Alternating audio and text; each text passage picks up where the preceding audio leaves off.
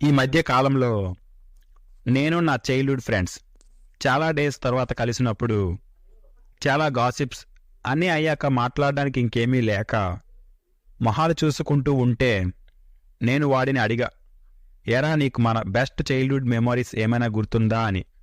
అంటే వాడు, ఏం మాట్లాడుతున్నావు, నాకు గుర్తు లేకపోవడం ఏమిట్రా అని వెంటనే ఫోన్ తీసి ప్లే చేశాడు. యమహానగరి కలకత్తా పురి నమహోగిలి హౌరావారధి. అది 1998. మన జీవితాలు ఇంకా వాట్సాప్ ఫార్వర్డ్లోకి, ఇన్స్టాగ్రామ్స్ రీల్స్లోకి వెళ్ళిపోని రోజులు. సచిన్ సార్జాలో ఆస్ట్రేలియాను ఉతుకుతున్న రోజులు. మా నాన్న నన్ను ఉతుకుతున్న రోజులు.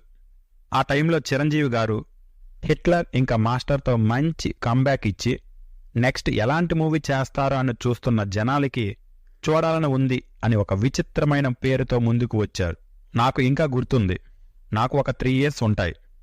మా ఊరి రేడియోలో విన్న ఆ సాంగ్ నా చెవులో ఇంకా మోగుతూనే ఉంది. 28 సంవత్సరాలు గడిచింది.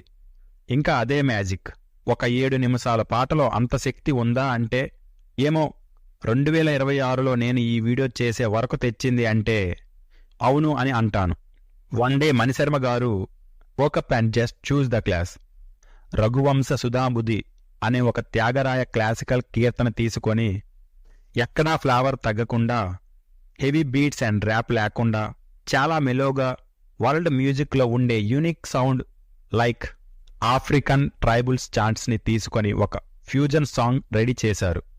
3 చరణాలు, ఒకసారి ఫ్లూట్, ఒకసారి వైలన్, ఇంకొకసారి ట్రంపెట్ అండ్ సాఫ్ట్ బీట్స్తో ఈ సాంగ్ని టైమ్లెస్గా మార్చేశారు. అందుకే ఎన్నిసార్లు విన్నా ఏదో కొత్త సాంగ్ విన్నామన్న ఫీలింగ్ వస్తుంది. ఇప్పుడేంట్రా నువ్వేమైనా పెద్ద సంగీత విద్వాంసుడువా? కాదండి, ఏదో మనసులో ఉండే ఫీలింగ్ చెప్పుకుందామని. నేను కోల్కతాకి వెళ్ళలేదండి. గట్టిగా మాట్లాడితే కోల్కతాకి వెళ్ళే ట్రైన్ కూడా చూడలేదు. ఈరోజంటే యూట్యూబ్ ట్రావెల్ వ్లాగ్స్ వల్ల వరల్డ్ అంతా చూస్తున్నాం, కానీ నాకు కోల్కతాని పరిచయం చేసింది మాత్రం ఈ song. Yellow taxis, Howrah Bridge, Victoria and Memorial trams.